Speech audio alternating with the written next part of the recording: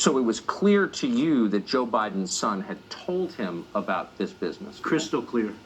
Crystal clear. Tell us about the conversation that subsequently occurred between you and Joe Biden. So the conversation, as you're well aware, Tucker, I grew up the son of a career naval officer. So the president of the United States was always the commander-in-chief, whether they were a Democrat or Republican or other. And so I had the highest respect for Joe and the office that he had held. And so I stood up and shook his hand, and obviously we sat down and I think ordered some drinks. I think Jim Biden was hungry and might have ordered some food. And, Joe asked me to talk about my background, my family. He thanked me for my service. I'm obviously very proud of that, proud of my brother's service and my grandfather's service.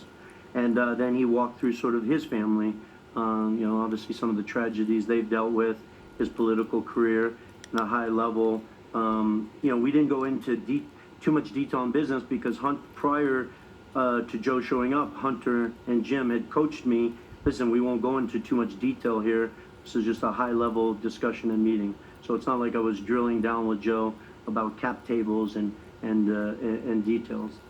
So you said that they wanted you to meet Joe Biden as a way to induce you to participate in this deal. You were the actual business guy here who had management experience, deal experience. But it also sounds like Joe Biden was vetting you to some extent.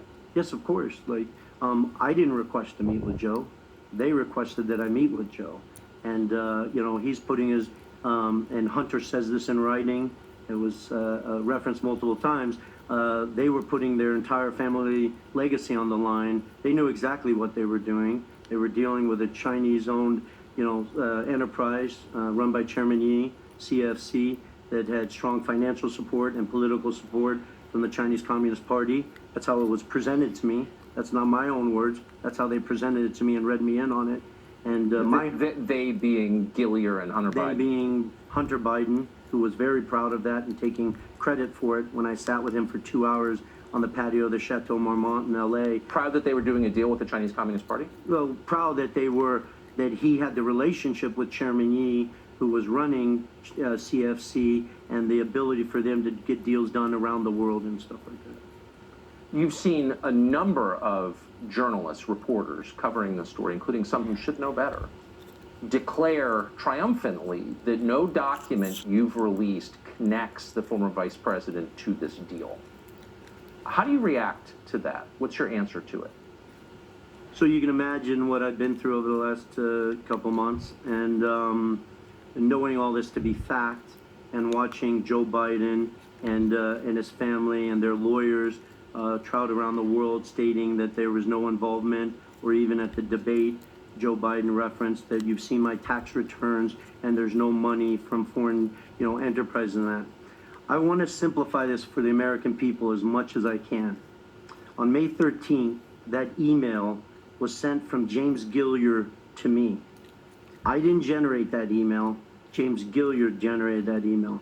And in that email, James Gillier goes through intimate detail of what each individual's requests were from a compensation perspective and how the equity in the enterprise would be divvied up. Very important. May 13th, that email was generated by somebody else to me. In that email, there's a statement where they go through the equity. Jim Biden's referenced as 10%, doesn't say Biden, it says Jim. And then it has 10% for the big guy held by H. I 1,000% sit here and know that the big guy is referencing Joe Biden.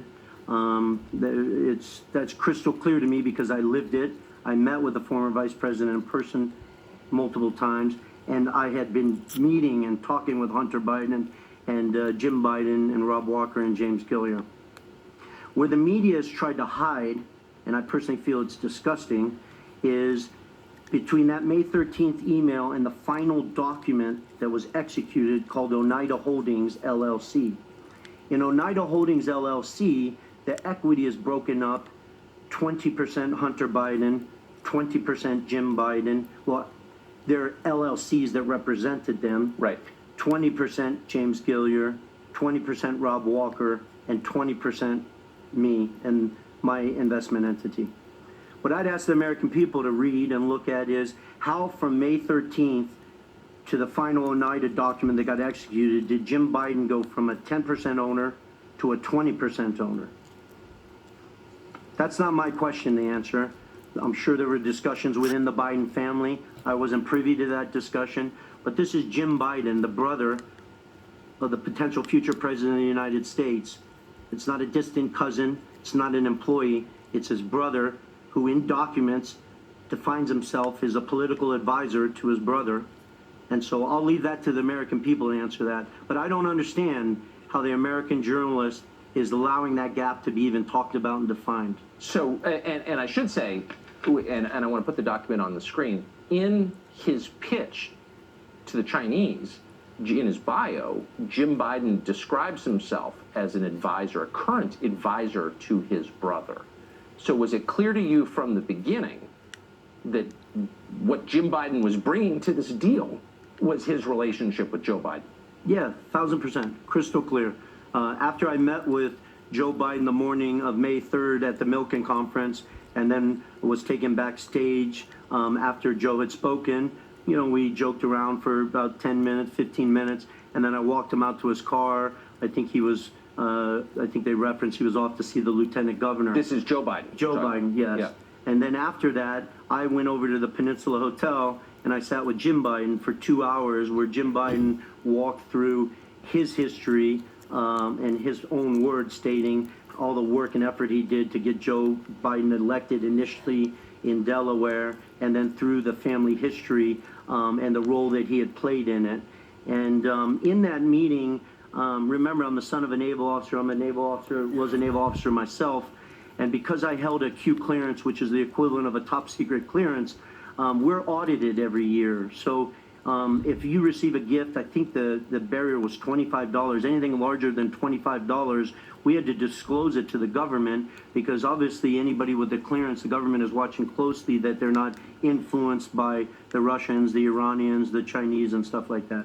So as I was listening to Jim walk through this, I have a big heart. If you talk to anybody who knows me, they would weigh in on that. I'm a kind person, and I'm thinking about the Biden family. Like, how are they doing this? I know Joe decided not to run in 2016, but what if he ran in the future?